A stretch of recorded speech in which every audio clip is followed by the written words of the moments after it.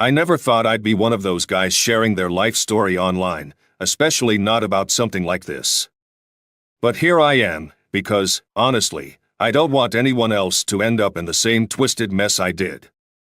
My name's Jack. I'm 35 years old, and I've been married to Emma for 10 years. A whole decade with this woman. We met back in college, seems like a lifetime ago now. She was something else back then, a real spark of energy. She could walk into any room, and it'd feel like the whole place lit up just because she was there. I was just the lucky guy standing by her side, grinning like an idiot because I couldn't believe someone like her even looked my way. Things were good between us, or at least that's what I thought. Our friends would always tell us we were the perfect couple. Hell, even I bought into that image for a long time. We had what I thought was a solid marriage, shared jokes, some wild nights out, and a few quiet ones at home. That's the way it's supposed to be, right? You build a life together, go through the motions, and figure you'll stick it out because you've made it this far. But man, I should have seen the cracks long before they split wide open. It wasn't like one day she just up and changed. No, it was more subtle than that. Looking back now, I can see the signs that I chose to ignore, those little moments when you feel something's off, but you brush it aside, convincing yourself it's nothing. I think part of me just didn't want to admit it. I mean, we'd been together for 10 years. That's not something you throw away on a whim, right? The first thing that started to feel off was her work schedule. Emma had always worked long hours, but lately, she was coming home even later than usual. I'd ask her about it, and she'd give me the usual excuses. Oh, just another late-night meeting, or David and I are working on a project, and it's running long. David. That name makes me want to punch a wall now, but back then, I didn't think anything of it. He was just some guy she worked with, or so I thought. At first, I believed her. Why wouldn't I? But it started happening more and more often. She'd come home late, sometimes well past midnight, and she'd be distant, like her mind was somewhere else, anywhere but with me. We'd barely talk, and when we did, the conversations were shallow. Nothing of substance, just the usual, "How was your day?" kind of crack. And when it came to intimacy, well, that was practically non-existent. It was like we were living as roommates, not as a married couple. We'd sleep in the same bed, but there was this invisible wall between us, and I couldn't figure out why. I started second-guessing myself. Maybe I was just overthinking it. Maybe work was stressing her out. Maybe I wasn't doing enough. You can really drive yourself crazy with all the maybes. But deep down, I knew something was wrong. I just didn't want to admit it. And then came the day that everything changed.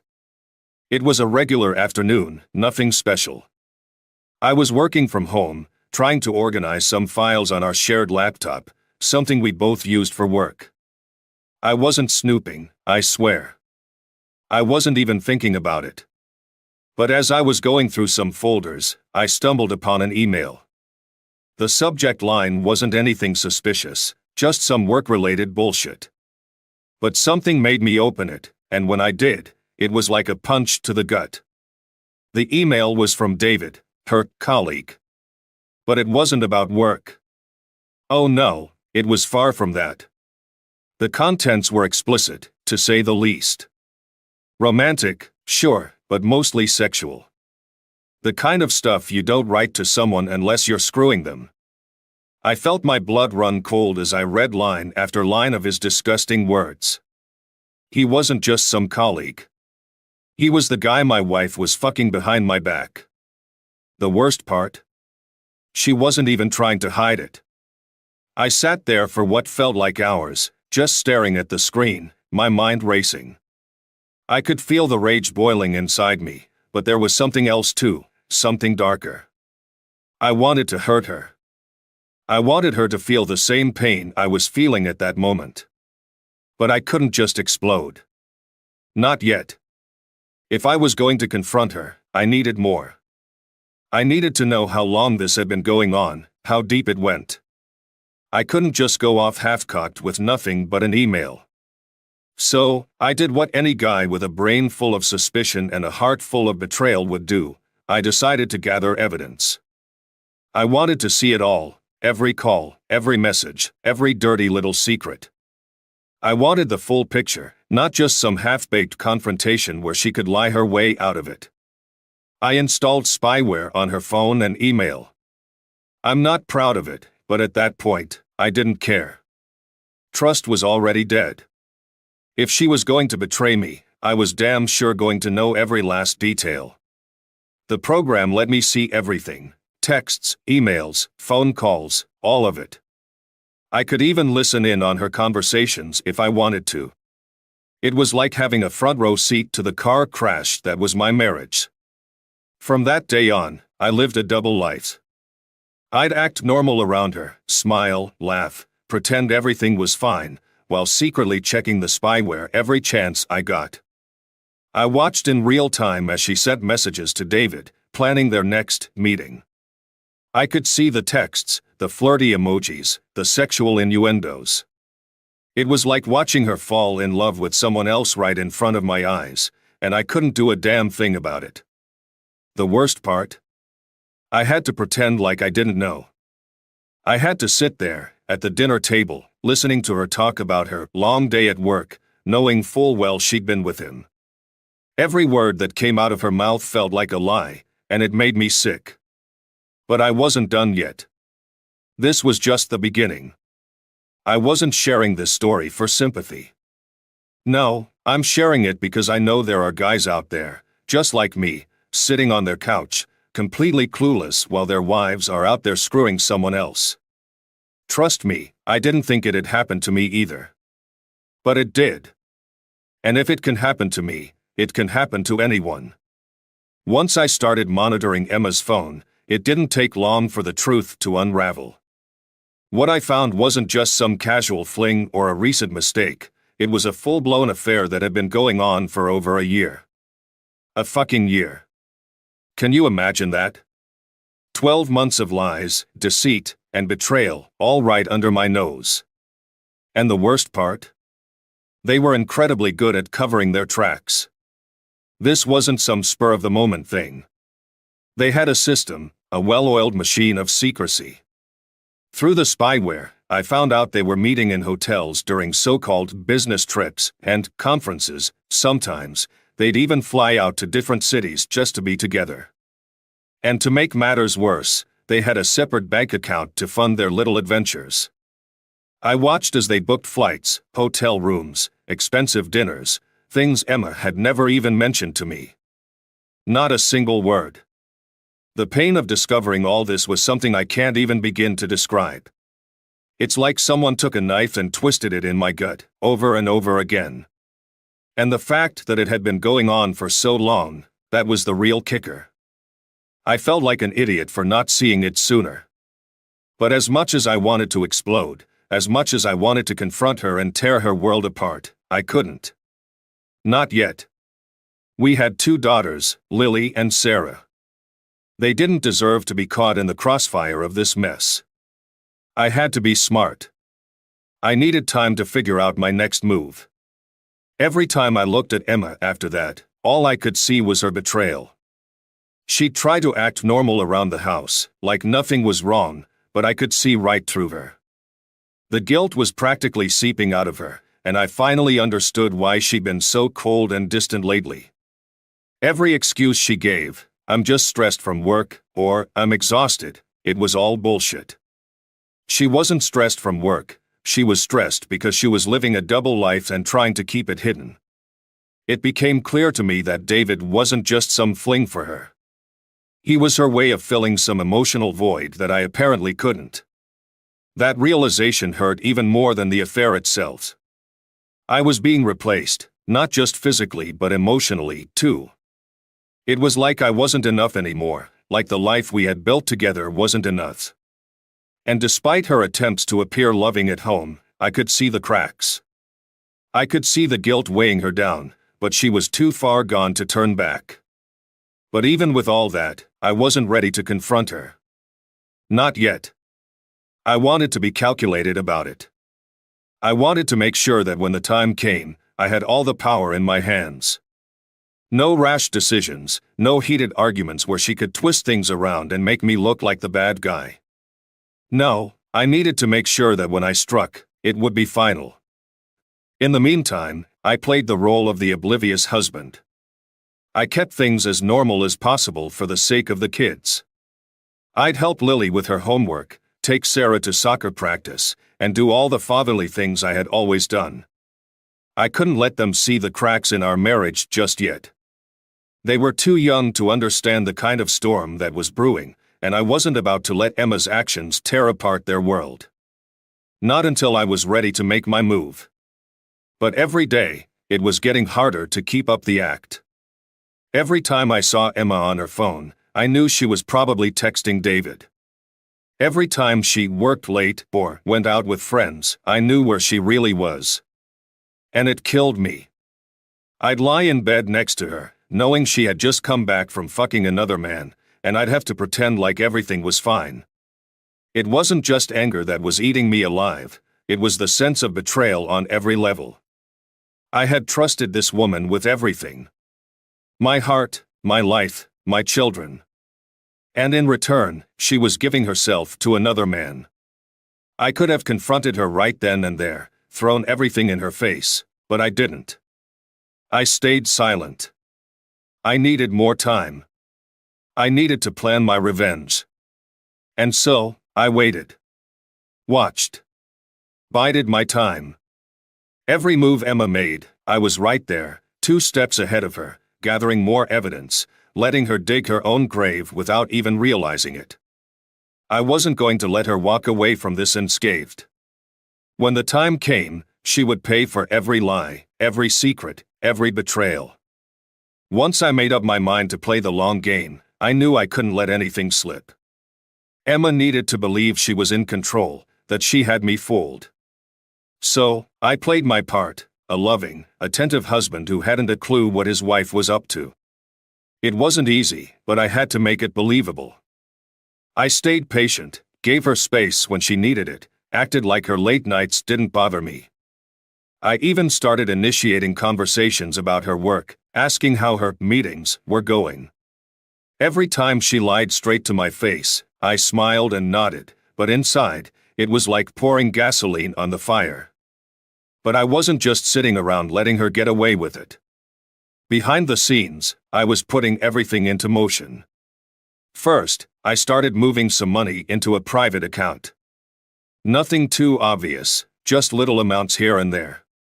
I wasn't about to leave myself vulnerable when the shit hit the fan. I knew I'd need a financial safety net once I pulled the trigger on the divorce. I kept gathering evidence, too. Every text, every call, every goddamn detail of her affair with David. I saved everything, screenshots, emails, even photos. I wanted to make sure that when the time came, there'd be no way for her to deny it. She wouldn't be able to twist the story or play the victim. I had the receipts, and I was going to use them. One of the smartest things I did was hire a divorce lawyer early on. I consulted with him in secret, told him everything, and he laid out the best plan of attack. It wasn't just about getting out of the marriage, it was about making sure I didn't get screwed in the process. He helped me put together a plan, and part of that plan involved timing. We decided to wait, to build the case until it was airtight, and then hit her with the divorce papers when she least expected it. But here's where things got interesting. I knew David had a wife, Rachel. I'd seen her around at school functions, PTA meetings, that kind of thing. She seemed nice enough, a bit distant, but who could blame her? She was married to a guy like David. I figured she deserved to know the truth, but I wasn't about to just drop a bomb on her out of the blue. No, I had to be more strategic than that. I needed her on my side. I started arranging playdates for our kids, Lily and Sarah with Rachel's kids, who went to the same school. At first, it was just casual. We'd chat while the kids played, nothing too deep. I wanted to earn her trust, get her comfortable around me. Slowly, I started dropping little hints here and there, subtle things, like Emma's been working a lot of late nights with David lately. Must be exhausting for them. Or, funny how work can pull people in different directions. Nothing too obvious, just enough to plant a seed of doubt in her mind.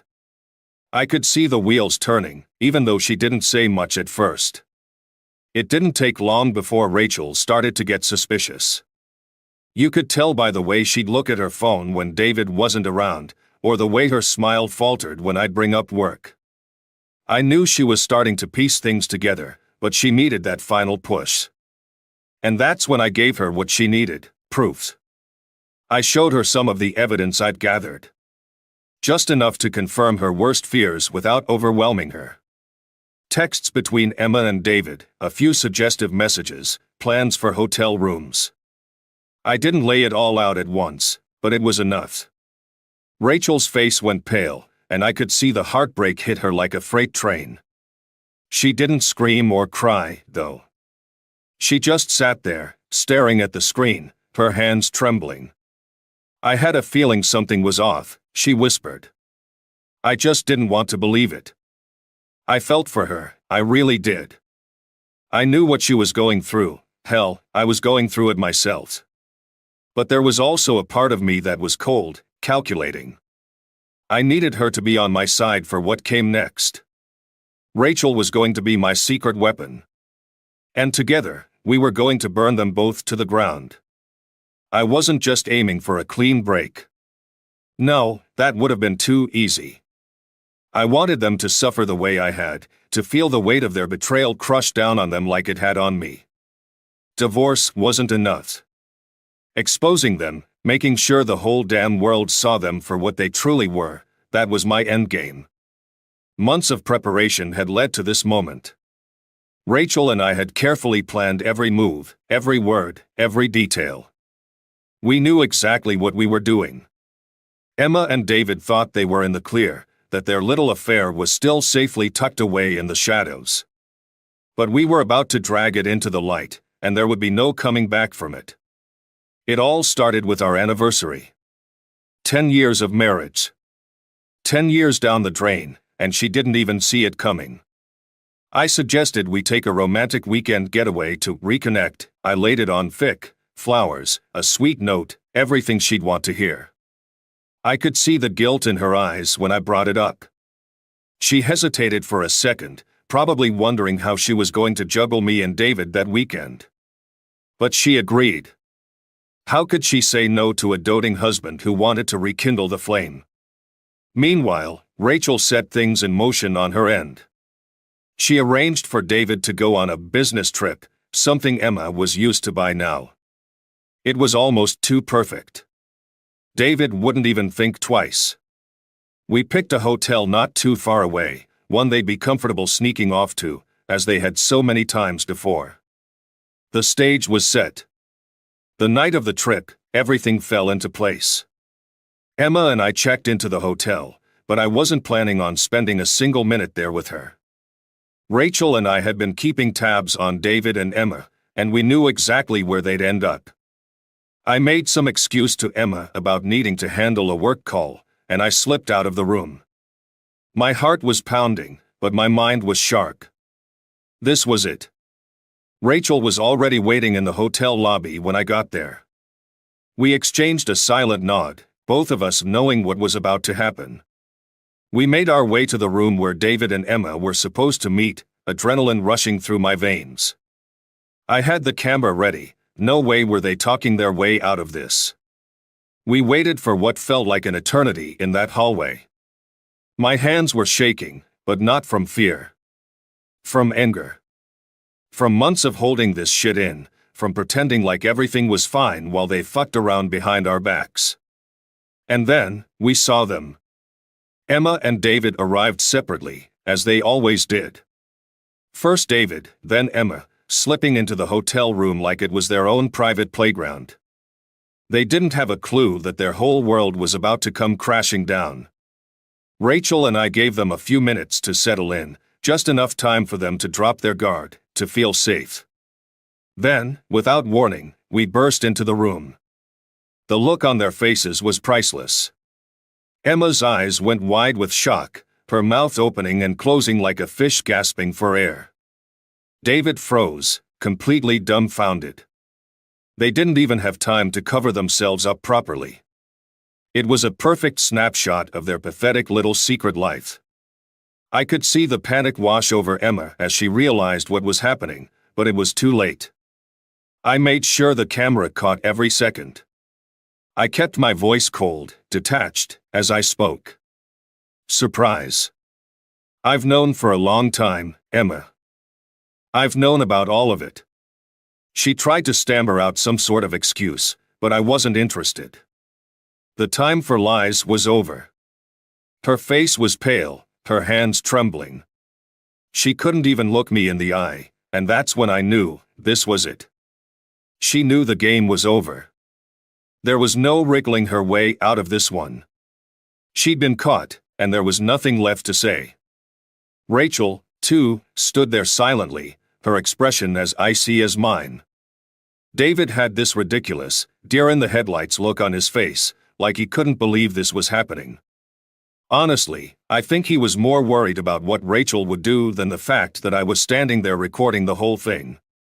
I made sure to get everything on tape, every word, every reaction, every moment of their humiliation. Emma could barely speak, and when she did try to open her mouth, I cut her off with a wave of my hand. "Save it," I said, my voice colder than I'd ever heard it. "You don't get to explain anything." In that moment, I felt a strange sense of calm wash over me. Months of anger, pain, and betrayal had led me to this point, and now that I was here, now that I had exposed them, I felt detached. I had been preparing for this for so long that when it finally happened, it was like watching someone else's life unfold in front of me. There was no screaming, no yelling, no drama. Just the cold, hard reality of what they had done, laid bare for all of us to see. Emma stood there, frozen in place, while David fumbled for words, trying to salvage some shred of dignity. But there was nothing they could say or do to change what had happened. Rachel and I walked out of that hotel room without another word. We didn't need to stay and watch them scramble for explanations or beg for forgiveness. We had what we came for, proofs. They couldn't deny it anymore. The truth was out, and there was no hiding from it. As we left, I knew that this was just the beginning. The divorce was next, and with the evidence I had, Emma didn't stand a chance. But at that moment, walking away from that hotel room, I felt like I had already won. After that night at the hotel, I knew it wouldn't be long before Emma came crawling back, trying to salvage whatever was left of her shattered life. And sure enough, a few days later, she came to me, her eyes red and swollen from crying, pleading for forgiveness. "Jack, please," she sobbed, standing in our kitchen, the place where we used to share meals, now a battlefield for the broken remains of our marriage. "It was a mistake. I wasn't thinking clearly. I still love you. We can fix this." Her words felt hollow. A mistake? A year-long affair, multiple hotels, secret trips, and a hidden bank account, that wasn't a mistake. It was a deliberate betrayal. And as for love? Whatever love we had once shared had been obliterated the moment she decided to give herself to someone else. I looked at her, feeling nothing but cold detachment. "You didn't make a mistake, Emma. You made a choice. Every time you met with him, every lie you told, that was your decision. You didn't love me then, and I doubt you love me now." Her face crumpled, but I didn't care. I wasn't going to let her weasel her way back into my life with apologies and crocodile tears. This wasn't about forgiveness anymore. It was about closure and consequences. I reached into my jacket pocket and pulled out the divorce papers I had been carrying for days. The look on her face when I handed them to her was almost satisfying. Shock, disbelief, horror, it all flashed across her features in an instant. "Sign them," I said, my voice steady. "We're done." She looked down at the papers, her hands trembling. "Jack, Please, don't do this. We can work through this. I'll go to therapy, I'll do anything you want. I shook my head. There's nothing left to work through. You killed our marriage, and I'm not interested in trying to revive something that's already dead. She didn't argue anymore. She just stood there, clutching the divorce papers like they were a lifeline she couldn't grasp. I turned and walked out of the kitchen, leaving her alone with the wreckage she had created. The fallout was swift. Rachel didn't waste any time either. She filed for divorce from David the very next day. The scandal spread through our social circle like wildfire, and soon enough, everyone knew what had happened. David lost his job. Turns out, sleeping with a colleague's wife isn't exactly great for corporate reputation. As for Emma, her social standing was obliterated. Our mutual friends distanced themselves from her, and whispers about her affair followed her everywhere she went. It was almost poetic. While I had been the one left humiliated and betrayed, now it was Emma and David who were on the receiving end of public shame. Their little secret had been exposed for all to see, and there was no hiding from it. But what mattered most to me wasn't the gossip or the ruined reputations. It was my kids, Lily and Sarah. I wasn't going to let Emma drag them into this mess. I had gathered more than enough evidence to ensure that I would get full custody, and when it came time for the court hearings, that's exactly what happened. The judge didn't even blink before awarding me full custody of both of our children, citing Emma's infidelity and lack of stability. Watching Emma's face as the judge read the decision was a moment I'll never forget. She looked devastated, like everything she had fought to hold on to was slipping away. And in a way, it was. She had lost me, lost her social standing, and now she had lost the most important thing of all, our kids. But that wasn't my problem anymore. I had fought my battle and won, and now it was time to move on. When it was all said and done, I stood on the other side of the storm, victorious. The divorce settlement had gone exactly as planned. I kept the family home, the place where Lily and Sarah had grown up, the place that still had the echoes of a time when life felt whole. I walked away with primary custody of my daughters, ensuring they'd stay with me, away from the chaos that Emma had caused. And Emma? She was left with scraps, a small apartment and visitation rights. Everything she thought she'd keep, she lost. It wasn't just about the money or the house, it was about the fact that she'd thrown away her family for nothing. I had spent months preparing for this, setting the stage for my victory, and it had paid off. Financially, I was secure, but more than that, I had come out on top emotionally. I didn't just survive the betrayal, I reclaimed my life from it. Every piece of evidence, every cold, calculated move, had been worth it in the end. I had made sure that I wouldn't be the one left picking up the pieces. Emma, on the other hand, struggled. After the affair became public knowledge, she was ostracized, left to face the consequences of her actions alone. David was out of the picture, his life in ruins after losing his job and his own marriage. He had been nothing more than a temporary thrill for her, a distraction from whatever emptiness she felt. And now, she had to live with that emptiness, isolated and left to figure out where she had gone wrong. It wasn't my problem anymore. I had no regrets. The pain she had caused me was real, but so was the strength I found in rebuilding my life. I focused on being a father to Lily and Sarah, making sure they knew that they were loved and protected. The time I spent with them was the most important part of my day now, and watching them grow, seeing them laugh and play, gave me the sense of purpose I thought I had lost. For the first time in a long while, I started trusting myself again. I realized that Emma's betrayal hadn't broken me, it had made me stronger. I had come out of this nightmare with my dignity intact, something Emma could never say for herself. She had been reduced to a shadow of the woman I once knew, someone desperately trying to rebuild a life she had single-handedly destroyed. In the end, my revenge wasn't about destroying her, it was about reclaiming what she had tried to take from me, my sense of self, my confidence, my future. By playing the long game, by staying patient and calculating, I didn't just win the divorce. I won my life back. I had shown Emma that her betrayal wasn't the end for me, it was the beginning of something better. I'm sharing this story not because I'm proud of what happened, but because I want others to know that you can come out the other side. Betrayal like that feels like it's going to tear you apart, but if you're smart, if you stay focused, you can rebuild. You can reclaim your life, just like I did. In the end, her downfall wasn't my victory, it was hers. Because she chose it. All I did was make sure she couldn't drag me down with her. It's been a year since everything went down, and I figured I'd give you all an update. A lot has changed in my life, and I honestly never thought I'd be in such a good place after everything that happened. If you'd told me a year ago that I'd come out of this stronger, happier, and more at peace, I probably wouldn't have believed you.